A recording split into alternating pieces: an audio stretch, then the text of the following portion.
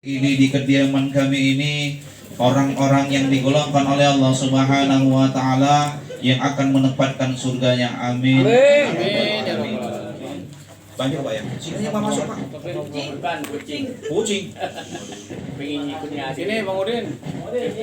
Dan yang saya hormati ibu-ibu yang alhamdulillah pada malam hari ini juga telah berkesempatan hadir di kediaman kami. Mudah-mudahan dengan hadirnya ibu dan bapak-bapak semua hajat kami dikabulkan oleh Allah Subhanahu wa taala. Kami mohon kepada jamaah untuk bisa sama-sama mohon bacakan suratul Fatihah karena pada hari ini juga ya alhamdulillah kita juga haulat memperingati 1 tahun daripada ibunda kami atau ibu mertua saya.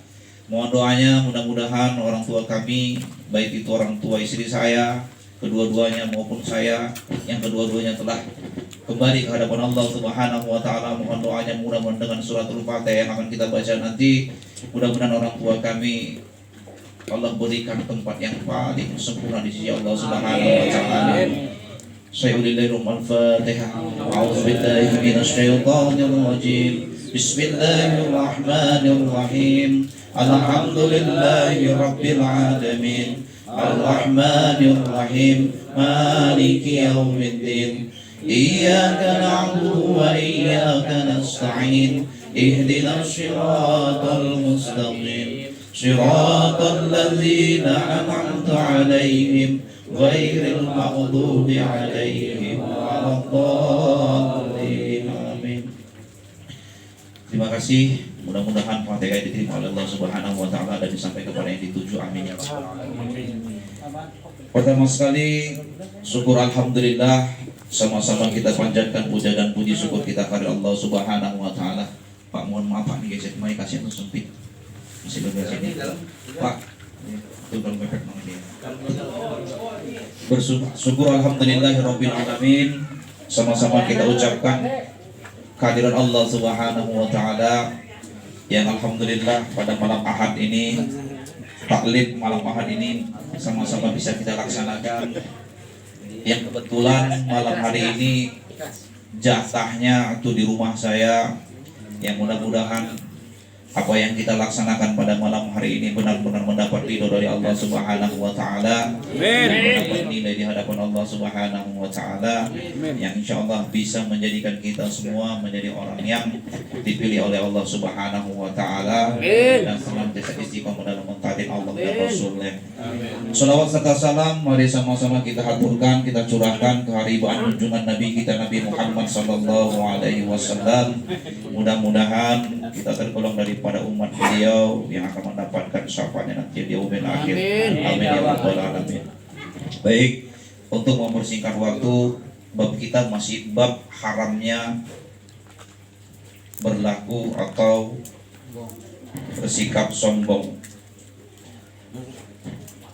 Baginda Rasulullah sallallahu alaihi wasallam bersabda, la yadkhulul jannah man kana fi qalbihi misqalu zarratin min kibrin. Pernah dengar Bang? Belum. Baru. Tadi udah. Pada ini. Yuk. Ikutin Bang. La yadkhulul jannah. Bapak-bapak dulu. La yadkhulul jannah. La yadkhulul jannah. Yang jelas. La yadkhulul jannah. La yadkhulul jannah. Man kana fi qalbihi misqalu zaratin kibrin. La yadkhulul jannah man kana fi qalbihi misqalu zaratin min kibrin. Ibu yang ikut sekalian gantian. Ibu ya, kenapa saya harus ini biar kita paham. Nanti saya kasih tahu. Ibu sekarang kali. Ibu ya, ada berapa orang? 50 orang ya? Ya, Bu. La yadkhulul jannah. Ibu-ibu. Orang ibu-ibu kok. Bapak-bapak ibu. Iya. Bu ya, Bu. La yadkhulul jannah. La yadkhulul. Sekali lagi Bu. La yadkhulul jannah. jannah. Man kana fi qalbihi Mangkana fi qalbihi misqalu dzarratin min kibrin. min kibrin Sekali lagi, la yadkhulul jannah la yadkhulul jannah. man kana fi qalbihi Mangkana fi qalbihi misqalu dzarratin misqalu dzarratin min kibrin. min kibrin. Bareng-bareng ayo. La yadkhulul jannah man kana fi qalbihi misqalu dzarratin min kibrin. Apa lah, Pak? Mudah-mudahan walaupun nggak apa udah nengkak. Jadi kita paham. Jadi kita bisa mengamalkan nanti. Kata baginda Rasulullah Sallallahu Alaihi Wasallam, ini hadis riwayat Muslim, nomor hadisnya nomor 91. La yadkhulul jannah, tidak akan masuk surga. Tidak akan masuk surga kata Nabi, man kana fi qalbihi, barang siapa yang ada di dalam hatinya, barang siapa yang ada di dalam hatinya. Hati di mana, Pak? Hah? Hati. Dodo. Kalau kata Cita Tata sakitnya tuh di sini. Di sini kalau cinta. Hah? Pak. Hah? Cinta di sini. Kalau mulus di mana? Di perut. Ini nih. Kalau pusing di mana? Di kepala. Alhamdulillah masih oke semua berarti. Ya, alhamdulillah. Jadi, apa? Man kana fi qalbihi, barang siapa yang ada di dalam hatinya misqalu dzarratin, sebesar biji sawi. Kalau kan dzarratin zarah, ya, sebiji sawi. Tahu gak biji sawi, Bu? Oh. Biji sawi kayak gitu lah, wah kecil aja deh. Kecil. Kayak gimana biji sawi ya? Gak pernah ya, Pak? Sama, pokoknya kecil lah. Pokoknya ya begitulah bentuknya. Besok, nah tolong besok kalau ada yang ketemu dengan biji sawi, tolong dipoto, langsung di share ke grup ya. Oh ini biji sawi gitu ya. Ya. Jadi tidak akan musuh la yadkhulul jannah man kana fi qalbihi misqalu dzarratin, tidak akan masuk surga yang ada di dalam hatinya sebesar biji jarah pun kesombongan. Ini kata Nabi, Bu. Paham, Bu ya? Ini kemarin bahasnya karena kebanyakan jahe jadi agak semuanya agak belum tuntas. Memang belum tuntas. Jadi kata Nabi, barang siapa yang ada di dalam hatinya sekecil biji zarah pun atau biji sawi, itu ada kesombongan dalam hati, jangan mimpi masuk surga. Tuh. Nah, itu kata Nabi. Hadis riwayatnya Muslim, nomornya 9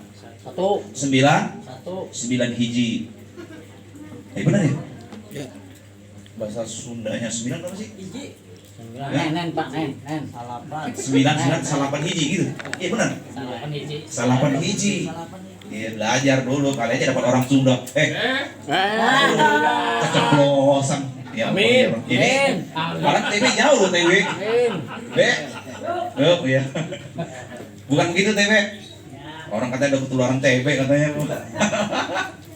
Ya, jadi kata Nabi, barang siapa yang ada sebesar sekecil biji sawi pun ada kesombongan di dalam hati manusia, di dalam diri kita. Ya Allah ya Karim, semua na'udzubillah. Jangan mimpi masuk surga. Nah, saya mau tanya, Bu, sombong itu apa, Bu? Bu, sombong itu apa? Ria. Angkuh. Contoh sombong itu kayak gimana, Bu? Ibu-ibu dulu.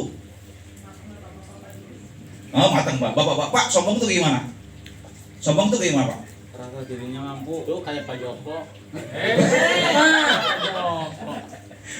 Sombong itu apa, Pak? Contoh ya, sombong. Pulang lewat mana ntar Pak? Paling kaya. Oh, merasa dirinya paling kaya. Contoh, Pak, contoh sombong kayak gimana, Pak? Rasa dirinya paling ganteng.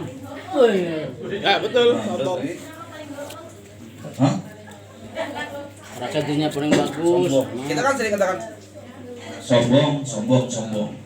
Jadi dalam hadis ini dinyatakan bahwanya sombong itu, ini sombong, Bu. Sombong itu adalah pertama menolak kebenaran, yang kedua, ya Allah semalam baru dibahas 4 jam udah lupa, kebanyakan masing-masing goreng sih. Jangan ikut. Iya. Yang nggak ikut mendingan yang kemarin itu. Iya. Kebanyakan nasi goreng, Bang. Besok jangan kasih nasi goreng, Bang. Kasih pecel aja, Bang. Iya. Sombong itu adalah menolak kebenaran dan benar-benar lupa, Pak. Wajar, udah usia. Ya. Pantes, masih muda ingat, meremehkan orang lain, menganggap remeh orang lain. Betul nggak? Betul, kita bahas Pak ya. Menganggap remeh. Bapak mau pakai pakaian bagus, pakai sepatu yang harga mahal, mau pakai pakaian cap krokodil yang hadapnya ke dalam. Kalau kepala cap krokodil, buaya ya? Krokodil kan? Krokodil. Kalau capnya buayanya itu ke dalam itu asli. Kalau yang keluar itu buaya darat. Enggak ini. Dia bukan buaya darat, dia buaya asli. Ya, silakan. Bapak mau pakaian yang mewah semahal apapun silakan. Apakah tidak masuk? Tidak. Silakan kata Nabi. Cuman ini kadang-kadang begini Pak. Ya. Ini yang sering biasanya terjadi ke ibu-ibu ini Pak. Paling sering terjadi. Iya kan? Silakan ibu mau pakai pakaian seragam yang sebagus apapun monggo silakan. Selama itu tidak meremehkan orang lain, insya Allah itu bukan sombong. Tapi terkadang ucapan sombong itu nggak diucapin Pak. Jalan ibu-ibu pakai seragam semuanya rame, ketemu majelis taklim lain, nggak ngomong Pak, tapi lihat, bu, nah, ya Bu ya, bener nggak? Sering nggak gitu? Bu. Emang kenapa? Masih seragaman kita lebih bagus. Kita mah belinya di Tanah Abang, di mana di Cisoka. Hati-hati. Ya, contoh, masih jauhan kita di Cisoka, masih jauh kita Tanah Abang. Benar nggak Pak? Iya, nggak ngomong Pak. Matanya ngelirik. Tuh hati-hati, tanpa kita sadari. Ya, begitu juga kita. Kalaupun sholat, umpama contoh kita pakai gamis, ya, dibilang sombong enggak. Sunnah Rasulullah Sallallahu Alaihi Wasallam kita pakai gamis. Maka kalau bapak sholat mau pakai gamis kayak Pak Yusuf begini, ayo Pak, itu sunnah. Kadang-kadang pakai gamis gini begitu pertama-tama kayaknya orangnya kita kan yang merasa dia apa? Merasa apa? Gimana gitu? Padahal sunnah bagi Rasulullah Sallallahu Alaihi Wasallam, silakan, bagus. Selama kita tidak meremehkan orang lain. Ini udah pakai gamis harganya 500.000 belinya di mall. Contoh, ya kan, jalan ke masjid, ketemu sama Ustaz Hengki pakainya begini, ya dalam hati ya, Ustaz pakainya begitu. Nah, awas, hati-hati Pak. Betul. Ini yang kadang-kadang, apalagi beramal sombong, bangga. Saya udah sampaikan kemarin, menjadi orang baik itu menjadi keharusan. Kudu, kalau kata Betawi, bener ya?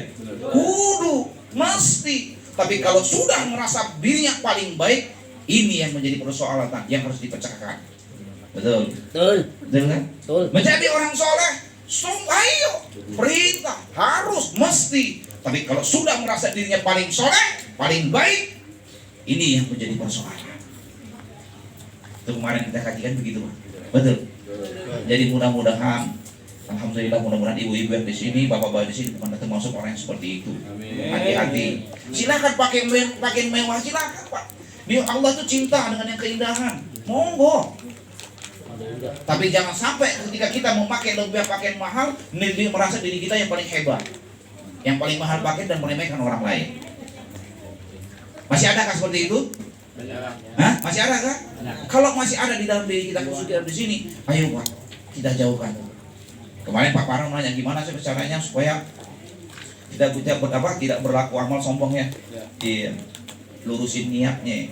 Inna ma'ahmanu biniyat wa inna likulli imrin manawa. Ya, betul. Semua segala perbuatan tergantung daripada niat dan dia akan dapat sesuai dengan niatnya. Maka dalam hadis Arba'in An-Nawawiyah itu dijelaskan masalah niat yang paling pertama. Hijrah. Kalau niatnya hijrah, ingin mendapatkan perempuan, ingin mendapatkan berdagang kaya, dapat apa yang dia inginkan, tapi hanya urusan duniawi. Tapi ketika niatnya karena Allah Subhanahu wa Ta'ala, bukan hanya dunia, tetapi akhirnya kita ketemu, maka luruskan niat kita. Ketika kita beribadah untuk Allah, semuanya untuk Allah. Bergantunglah kepada Allah, berharaplah kepada Allah Subhanahu wa Ta'ala. Jangan bergantung pada yang menggantung, nggak akan kita dapat. Bergantung kepada Allah. Baik, kemudian kita lanjutin di dalam hadis riwayat Muslim juga nomornya 107 dari Abu Hurairah radhiyallahu an. Saya baca artinya aja Pak ya. Abu Hurairah radhiyallahu berkata bahwasanya baginda Rasulullah Shallallahu alaihi wasallam bersabda, ada 3 kelompok yang pada hari kiamat tidak akan diajak bicara oleh Allah, kemudian tidak disucikan dan tidak dilihat oleh Allah, artinya dicuekin.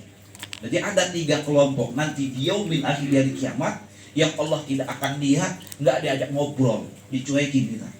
Siapa mereka? Kata baginda Rasulullah SAW, mereka akan mendapatkan azab yang pedih, yaitu orang tua yang masih berzina. Yang pertama. Yang kedua, penguasa yang bohong. Dan yang ketiga, orang fakir, miskin, dan yang sombong. Hadis riwayat Muslim. Nah, itu dia masalahnya. Ntar kita bahas 107. Ya, hadis riwayat Muslim 107. Jadi nanti ada di yaumil kiamah, Allah Subhanahu wa taala tidak akan pernah mengajak kita bicara, dicuekin kita oleh Allah, dan akan mendapatkan ajak kepada 3 kelompok. Yang pertama adalah udah tua masih doyan zina. Nih, mohon maaf Pak, kalau emak-emak perempuan itu ada masanya Pak. Mohon maaf nih ya, kita bicara zina yang besar aja, ada masanya. Kalau mereka udah melatas ini, udah doyan, yang kayak gitu nggak doyan. Tapi kalau yang namanya laki-laki itu nggak ada expirednya. Bener nggak? Betul. Nggak ada expirednya. Makin tua makin jadi. Serius. Benar serius. Ini kenyataan.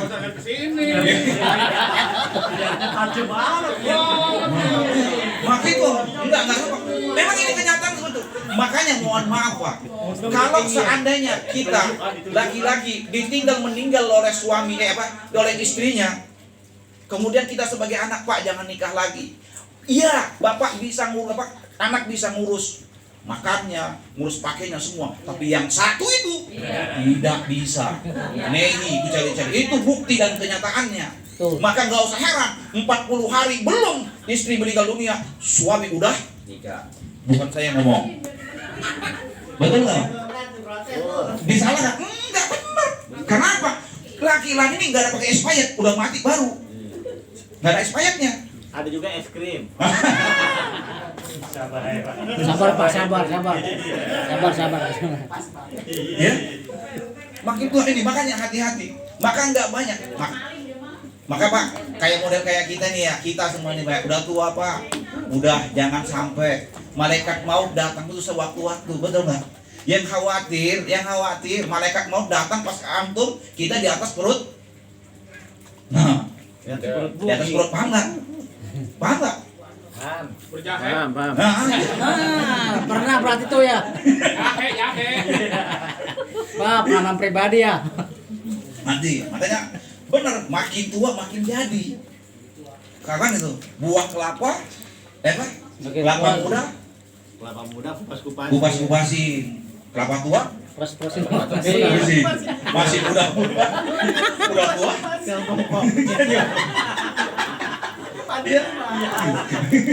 Hafal banget. Kita Pak, ini kalau memang apa benar kata saya bohong, coba tanya sama yang udah tua, makin tua makin jadi kagak? Gimana?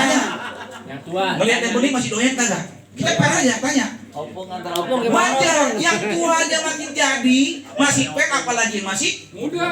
Tapi bukan berarti menghalalkan segala cara. Kan begitu. Kalau masih kurang, minta izin sama yang pertama, nikah lagi. Enggak masalah. Agama membenarkan. Kalau nggak boleh diem. Berani. Diam. Bukan begitu Pak RT. Pak RT Haris. Aja stiker semua yang keluar kayak berani aja. Aduh, langkain dulu mayat gua. Bener nggak? Makanya Pak. Gua racunin Mesti udah tua. Hindari. Jangan sampai kita melakukan apa yang disampaikan. Ini kalau sempat terjadi pada kita mati udah tua zina lagi, boro-boro ditolak sama Allah. Yang ada kita diajak oleh Allah Subhanahu jauhin. Betul. Betul. Iya. Kalau masih apa si beliau masih jagur, kalau makin tuh masih jago, masih kuat, bini enggak ini ngomong terus terang. Nggak apa-apa. Paham nggak maksud saya? Jagur apa sih? Si jago. Ya, iya. Belum tua. RT masa nggak tahu. Si Imron. Terus aja dia. Ya, kita nggak usah lama-lama lah, kita biar bisa besok. Jam 9. Baik. Belum. Yang kedua, kata baginda Rasulullah sallallahu alaihi wasallam, yang akan dicuekin atau tidak diajak bicara oleh Allah Subhanahu wa taala akan dapat azab. Yang kedua adalah penguasa yang bohong dan penguasa yang bohong. Pembohong. Penguasa, pemimpin, bisa dibilang ya? Pemimpin. Baik, kita nggak usah jauh-jauh lah ke tingkat level yang tinggi. Bawa dong. Ar-rijalu qawwamuna 'alan nisa. Betul. Tahu nggak artinya? Laki-laki. Hah? Ibu ada paham. Ar-rijalu qawwamuna 'alan nisa. Laki-laki itu adalah pemimpin bagi perempuan. Dan setiap pemimpin akan dimintai pertanggungjawaban oleh Allah Subhanahu wa taala atas apa yang dia pimpin. Betul. Betul. Siap. Ya. Benar kan? Benar kan? Kita ini Pak, ini kita jadi pemimpin. Siap, Pak Taufik. Pemimpin. Ketika kita ijab kabul, saya terima nikahnya Fulan binti Fulan dengan mas kawin seperangkat bla bla bla bla dibayar tunai. Sah. Pada saat itu apa yang terjadi, Pak? Malaikat itu sedih, rasa bergetar. Kenapa? Pada saat itu suami akan menanggung dosa apabila istrinya berbuat dosa. Tuh, paham? Istri buat dosa, bukan istrinya doang yang berdosa, tapi kita sebagai suami pun akan menanggung dosa istri kita. Itu yang perlu pahami. Kalau istrinya satu buat dosa satu, coba kalau sampai istrinya empatnya buat dosa banyak lagi, rasain tuh, tanggung tuh dosa. Masih beranikah bermain dengan Dosa. tuh makan tuh. Boleh tuh ya, tenang Bu, saya belain Bu. Iya, pikirin Bu. Iya, masih beranikah kita berbuat dosa? Hah? Satu aja, Rasulullah SD 11 tahun. Tapi tidak ada satupun di antara istri baginda Rasulullah SAW, ya Muhammad, aku kecewa dengan menikah dengan, nggak ada. Coba kita baru satu istri belangsak mau dibikin, betul? Satu doang, gitu mau nambah.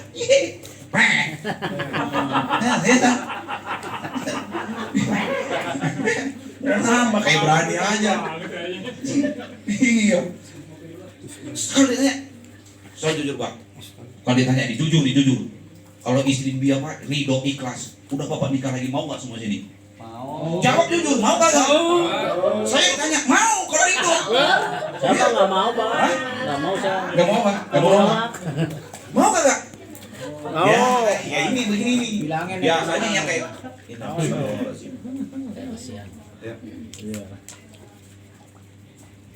mau pasti mau. Mau, saya pun masih mau. Walaupun ada bini saya ngomong. Cuma karena dengar beliau apa? Nggak pernah ridho. Asal ngomong nanya Bu, apa? Izinin aku saya. Perjalanan jauh. Iya, capek kayak waktu pulang pergi. Biarkanlah di sini satu, di sono satu yang ngurusin aku. Kan gitu. Jujur, tapi alhamdulillah Pak, jawabannya luar biasa. Golok boleh keluarin. Saya bilang sampai kasih tawar 2 kali lipat dari biasanya tiap bulan. Apa dia jawab? Aku nggak butuh uang, yang aku butuh adalah apa? Dirimu. Wih, aduh. Kayak sinetron Pak. Iya benar. Serius, itu orang masih hidup tanya Pak. Serius, saya selalu nanya. Tapi sampai detik ini alhamdulillah nggak pernah diizinin. Nggak pernah diizinin. Tapi alhamdulillah, insya Allah tetap satu. Insya Allah tetap satu. Kecuali.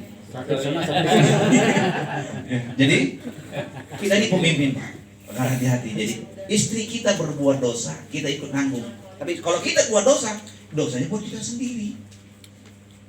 Itu hati-hati, ya kan? Itu satu. Yang kedua, Jadi suami jangan songong, jangan sombong, jangan suka ngeremehin suami istri. Jangan suami. Ini kadang-kadang nggak ini kita nggak sadar Pak. Mohon maaf. Nih kembali kita sombong kan kembali. Jangan sombong. Apalagi umpama contoh kita sebagai pekerja, istri di rumah, kita selalu menganggap remehkan pekerjaan perempuan, istri kita.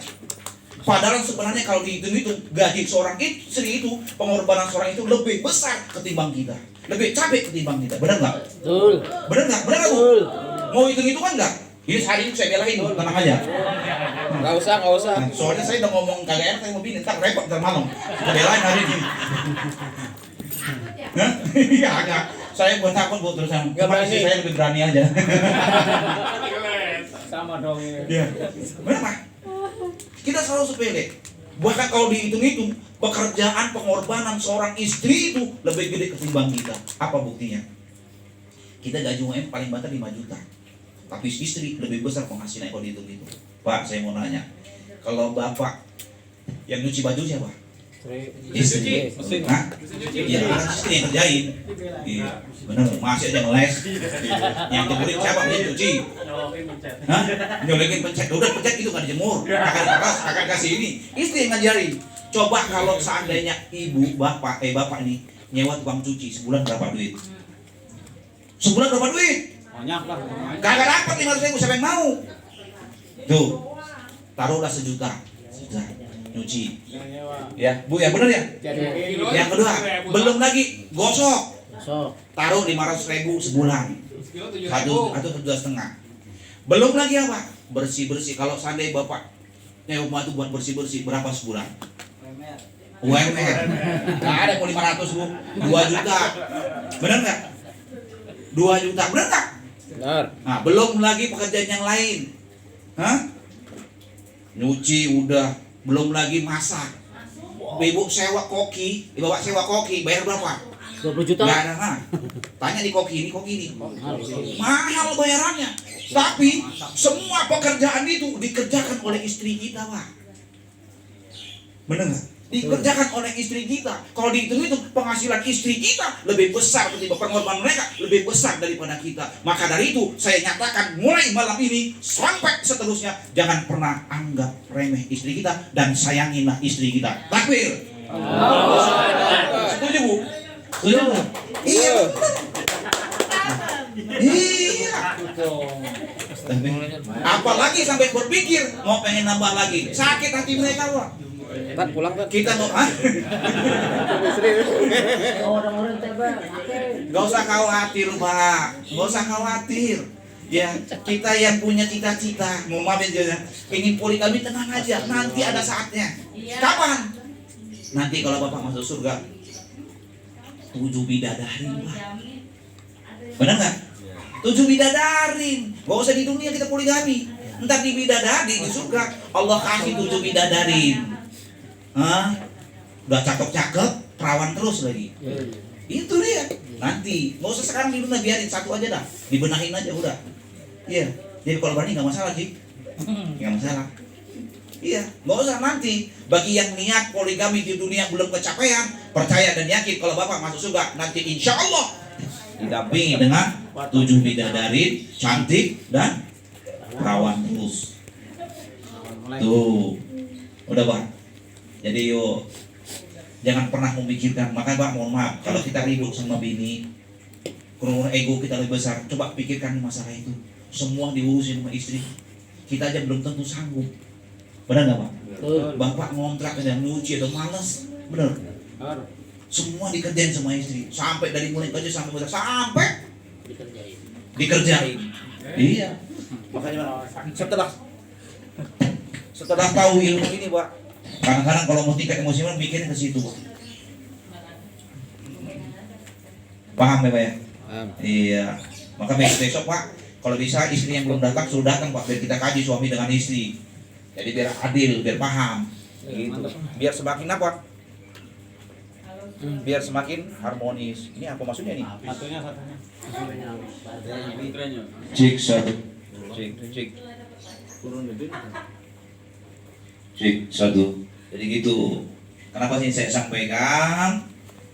Ya, supaya apa? Ayo kita jaga keluarga kita supaya dari kehancuran. Jangan mentang-mentang kita pemimpin laki-laki terus kita berbuat seenaknya. Cintai dan kasih sayang. Jadi istriku juga harus begitu, Bu. Ya kan? Ngertiin suami. Suami gaji cuma 5 juta, jangan dipaksa sampai 20 juta. Modal nih suami. Benar kan? Kalau sempat ada istri yang modal gitu pada kita, yakin Pak, bapak akan cepat mati. Maka Ustaz Akrim ngomong bilang, menurut survei membuktikan di antara suami dengan istri yang paling cepat mati itu istri, suami. Kenapa? Duit gaji udah dikasih semua, nggak punya duit masih minta sama suami. Udah tahu nggak punya masih diminta, stres mikirin, makanya cepat mati, betul? Hati-hati. Ya, itu yang kedua. Kemudian yang ketiga, kata Nabi, orang yang akan dicuekin oleh Allah Subhanahu wa taala di hari kiamat. Yang tiga adalah ya, orang fakir miskin yang sombong. Ini udah susah, ya kan? Fakir, miskin, jelek, bleketak bahasanya. Udah sombong lagi. Apa yang mau hidup lagi, benar. Apa yang mau ini coba? Di sini Sombong coba. Ada kayak gitu, Pak? Nggak boleh kayak gitu. Ada banyak. Mending Bapak punya jabatan ada yang disombongin. Mendingan bahasanya ada yang disombongin. Maka dari itu ayo kita ini fakir Pak semuanya, betul nggak? Kita kelahir ke dunia ini nggak bawa apa-apa, pulang juga nggak bawa apa-apa. Yang dibawa nanti yang ikut kita amal kita, yang bisa membela kita dan membantu kita. Gak usah jauh-jauh lah pergi hijrah kemana-mana, berbuat baik sama kita. Tunaikan kewajiban kita. Allah perintahkan sholat. Allah perintahkan zakat. Allah suruh sedekah. Apa susahnya? Allah suruh naik haji kalau punya duit. Kalau kagak kasihan deh lo. Jumlahnya Allah. Kita semua ini sama kok Pak. Gak ada yang beda. Dan saya selalu mengatakan bahwasanya saya itu tidak lebih baik daripada Bapak semua. Tidak. Inna akramakum indallahi atqakum. Artinya Allah, sesungguhnya kita semua ini sama. Hanya membedakan antara kita satu dengan lainnya adalah ketakwaannya kepada Allah Subhanahu wa taala. Betul ya, Pak ya? Iya. Saya sama Abah sama-sama manusia, cuma bedanya lebih tua beliau. Kita semua sama-sama manusia. Tapi di mata Allah Subhanahu wa taala ketakwaan yang bisa membedakan kita. Kalau saya sama beliau di dunia, bedanya beliau kakek, dia lebih tua dari dia. Saya lebih muda. Kan cari yang tua-tua jadi saya yang muda. Semua apa? Lebih tua beliau, saya lebih muda. Kan begitu. Beliau sohib istrinya 1, saya juga masih 1. Anaknya sekian, saya sekian. Kan begitu.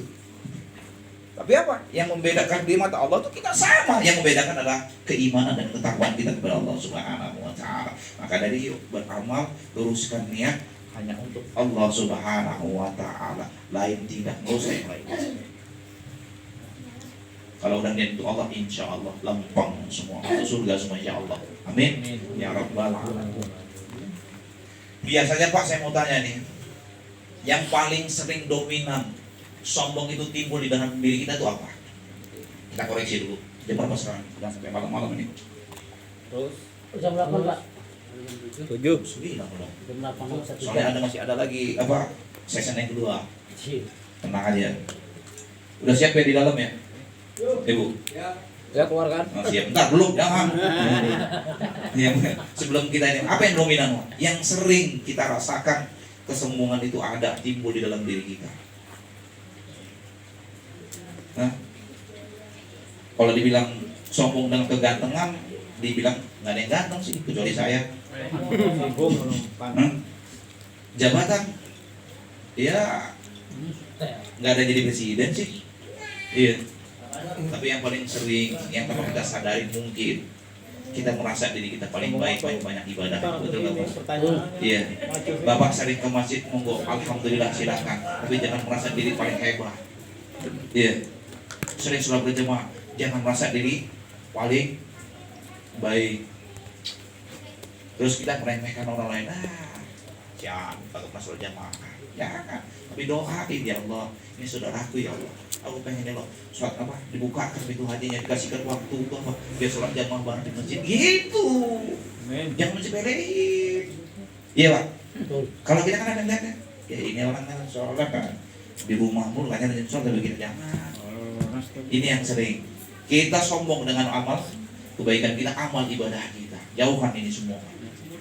Kalau kita tidak mau sia-sia nanti ketika kita kembali ke hadapan Allah Subhanahu wa taala, yang ditanya nanti di yaumil akhir di pintu kubur, di alam kubur, bukan harta bapak, bukan istri bapak, nggak akan mau diajak ke kubur, betul nggak Pak? Iya, bapak cinta. Kan bapak cinta nggak sama istri? Sayang nggak sama bini? Sayang. Tapi coba Pak, sampai di mana rasa sayang dan cinta mereka? Begitu bapak meninggal dunia, begitu masuk ke yang lain, pasti bini kita nggak mau ikut mantu, betul nggak? Berhenti sampai situ. Tapi kalau amal ibadah yang kita lakukan dari mulai hidup sampai mati dia ngikutin kita, betul nggak? Betul. Makanya banyakin amal kebaikan. Itu adalah yang bisa saya sampaikan. Sebelum saya tutup, ada yang mau bertanya nggak? Enggak. Iya, waduh cepet banget sih.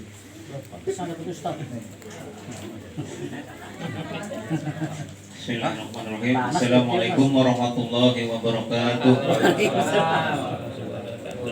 Ini yang mau saya tanyakan, bagaimana caranya kita menyikapi orang yang sombong itu? Apakah kita dinasehatin, apa kita biarkan? Wajibnya gimana itu, Ustaz? Udah makan dulu Ustaz Dong. Satu lagi, ada lagi Bu, gimana Bu? Ada bisa menjawab boleh? Ikutin.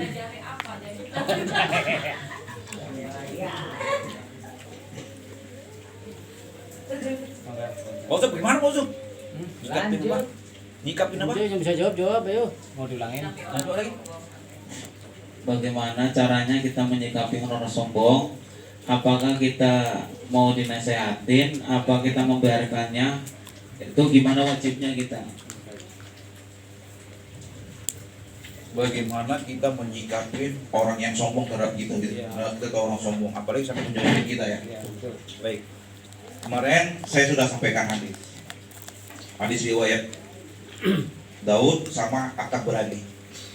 Jangan pernah menyepelekan hal yang kecil, sekalipun engkau berbicara dengan saudaramu dengan senyum, karena itu kebajikan. Lanjutnya, dan jangan pernah engkau membalas saudaramu yang menghina dirimu, ya, yang menghina dirimu, walaupun itu memang benar apa yang dikatakan kepada kita. Jangan pernah membalas. Biarkan, katanya, biarkan, walaupun kita tahu orang yang menghina itu jelekan dia itu tahu, tapi tak perlu dibalas. Biarkan keburukan itu ada padanya. Tuh, kan gitu. Paham gak Pak? Saya dihina, ya. Contoh Pak anak hina saya, bla bla bla bla. Contoh hina, ya kan? Kemudian saya juga tahu boroknya dia, boroknya beliau. Tapi Nabi bilang jangan diem, biarkan saja kembalikan kepada Allah. Biar keburukan itu dia yang akan terima. Itu dia. Jadi itu dia. Kalau kita dihina dengan kesombongan berbagai macam bla bla bla, biarkan, mohon, bahkan doakan kepada Allah Subhanahu wa taala, ya Allah, bukakan pintu hidayah, sadarkan hatinya, bukakan hatinya agar dia tidak berbuat seperti itu. Gitu. Ya. Kalau antum saya sombong, antum menegur saya, Ustaz sombong banget, bikin dia ada ribut. Betul nggak Pak? Iya. Walaupun tabayin pulang Pak, bawa sombong banget begini. Ya. Ya kalau memang bisa dinasihatin orang yang memang bisa, monggo silahkan. Ya gitu Pak ya. Doain. Yang paling pasti doain. Udah lihat orang sombong, doain. Ya Allah biar ada pemimpin yang sombong, doain supaya jangan jadi pemimpin yang sombong. Kan begitu. Itu jalan yang lebih baik. Itu Pak. Ada lagi ya Pak? Apa ya? Ayo atau guys. Jangan ada-ada aja. Mixnya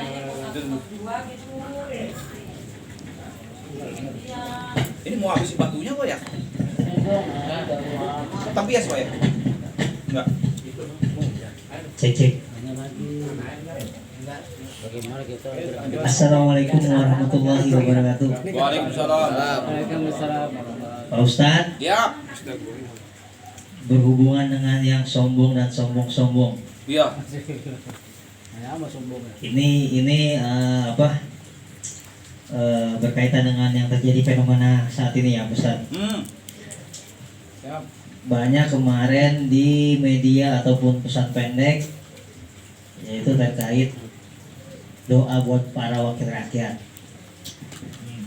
Sebenarnya di situ kan tadi bilang Ya.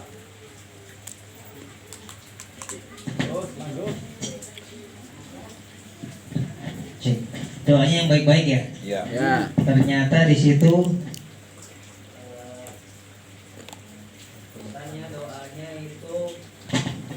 mana doa yang jelek. Ya.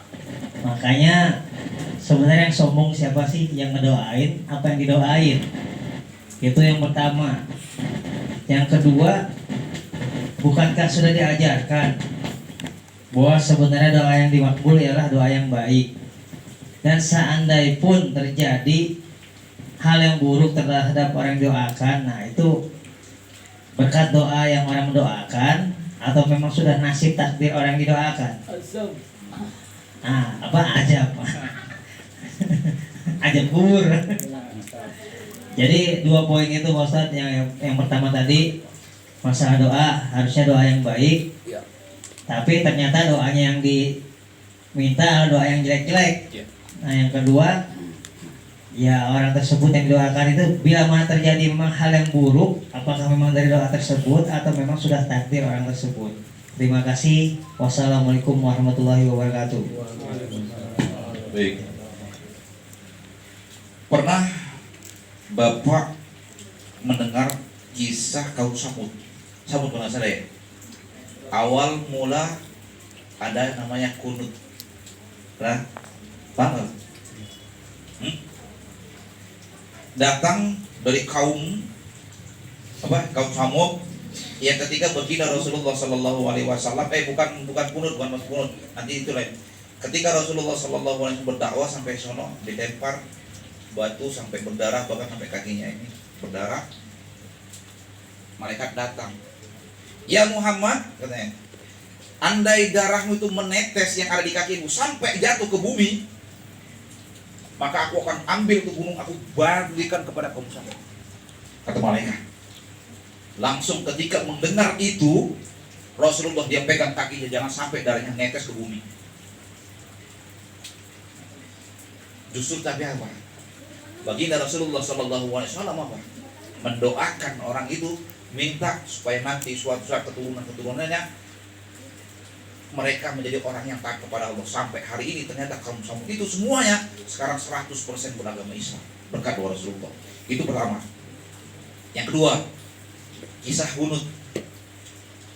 Datang dari daerah, saya lupa nama daerahnya, datang, ya Rasulullah, ya Muhammad, kami minta dikirim ke daerah ini orang-orang yang hafiz Al-Quran,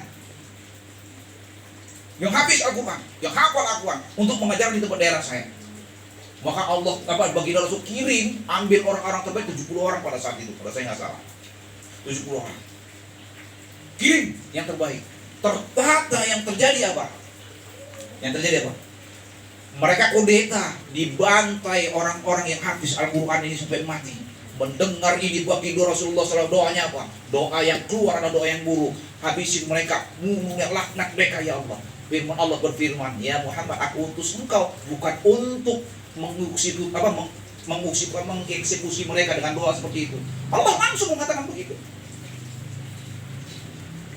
Maka doa dirubahlah dari doanya, dari doa Allahumma hadina fiman hadait wa hafina fiman apa, itu doanya jadi indah.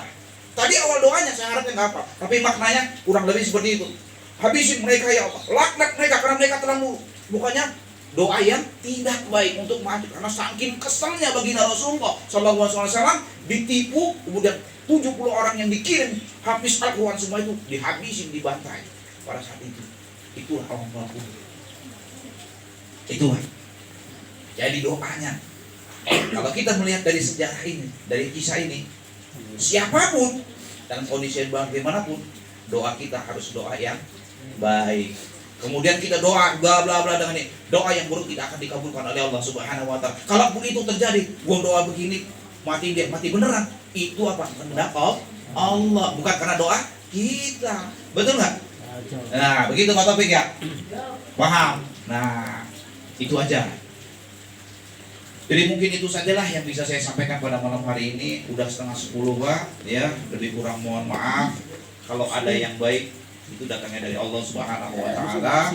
Kalau ada yang salah itu murni karena kekurangan dan kefakiran ilmu daripada al-fakir. Saya mohon ampun kepada Allah Subhanahu wa taala. Dan saya akhirin, ini langsung doa gimana Pak? Langsung doa aja ya. Baca aja lah doanya. Sini ada udah di mana. Ya, sebelum kita tutup, nanti sesudah ini Pak, yang langsung pulang itu ada hidangan sedikit mohon dimakan, jangan pulang dulu sambil tunggu hujan reda. Ya Pak ya? Jam 11 pulangnya. Nah, enggak jam 11. Pagi juga apa-apa. Jam 9 Pak. Dapat 2 jam. Astagfirullahaladzim ya Allah, astagfirullahaladzim, astagfirullahaladzim, allazi la ilaha illallah wal hayyul qayyum wa atubu ilaih. A'udzubillahi minasyaitonir rajim. Bismillahirrahmanirrahim. Alhamdulillahirabbil alamin ya Allah. Hamdan syakirin, hamdan na'imin, hamdan yuwafi ni'amahu wa yukafi mazidah. Ya Rabbana, lakal hamdu kama yanbaghi li jalali wajhika wa 'azimi sultanik. Allahumma salli wa sallim wa barik ala sayyidina Muhammad wa ala ali sayyidina Muhammad kama sallaita ala sayyidina Ibrahim wa ala ali sayyidina Ibrahim fil alamin innaka Hamidum Majid. Allahumma ya jami'asy syadat wa ya mukhrijan nabat wa ya muhyil izami rafat wa ya mujibat da'awat wa ya qadiyal hajat wa ya mufarrijal qurabat min fawqi sab'i samawat. Anta taqabbala minna ma bihi da'awnaka wa an tuqiyana ma bihi sa'alnaka wa bihaqqil ismil azam wa bi hurmati sayyidina Muhammadin sallallahu alaihi wasallam wa ala alihi wa ashabihi tayyibin tahirin. Allahumma ighfir lana dhunubana wa li walidayna warhamhuma kama rabbayana shaghira wa li jaddina wa li jaddatina wa li masaikhina wa li asatizatina ولمن خضرنا ولمن ضوعنا ولجميع المؤمنين والمؤمنات والمسلمين والمسلمات ونحيا منهم والأموات إنك على كل شيء قدير. اللهم اجعل الشباب من قرأناه في محل من القرآن العظيم ومحللناه من لا إله إلا الله هدية منا إلى روح من استعملنا بحافون بسببه وتلون القرآن العظيم من أجله وأنت الذي أعلم وأعلم باسمه يا رب العالمين. Allahumma yang menuruhu fi sirihi wa siruhu fi khalqi ighfazna min ayuni nazirina wa qulubil hasidina wal bakhina kama hafazahu fil jasad innaka ala kulli syai'in qadir. Allahumma asrif anna su'a 'anil hadirin wal ghaibina wal mu'minin wal mu'minat wal muslimin wal muslimat al ba'sa wa su'a bima syi'ta wa kaifa syi'ta innaka ala ma tasha'u qadir. Ya ni'mal maula wa ya ni'man nasir غفرانك ربنا وإليك المصير ولا حول ولا قوة إلا بالله العلي العظيم. اللهم إنا أسألك علما نافعا ورزقا طيبا وعملا متقبلا. اللهم أعنا على ذكرك وشكرك وحسن عبادتك.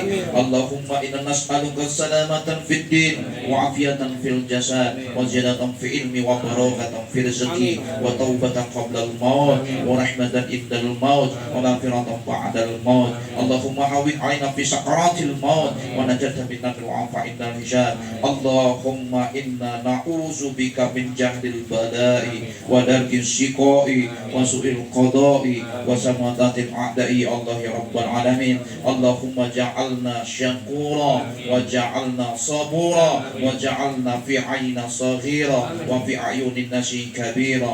ربنا آتنا من لدنك رحمة وهيئ لنا من أمرنا رشدا يا الله. ربنا هب لنا من أزواجنا وذرياتنا قرة أعين واجعل المتقين إماما. ربنا لا Rabbana la tuzigh qulubana ba'da idh hadaytana wa hab lana min ladunka rahmatan innaka antal wahhab. Rabbana zalamna anfusana wa illam taghfir lana wa tarhamna lanakunanna minal khasirin. Rabbana wa la tuhammilna ma la taqata lana bi wa'fu 'anna waghfir lana warhamna anta maulana fansurna 'alal qaumil kafirin. Rabbana taqabbal minna innaka antas samiul 'alim wa tub 'alaina innaka antat tawwabur rahim. Rabbana atina fid dunya hasanah wa fil akhirati hasanah wa qina azabannar. Subhanaka rabbika rabbil izzati amma yasifun wa salamun 'alal mursalin walhamdulillahi rabbil alamin. Al-Fatihah.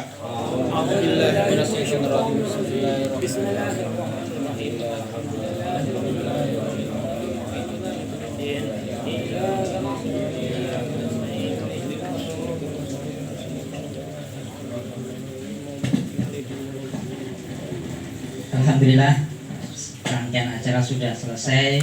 Mudah-mudahan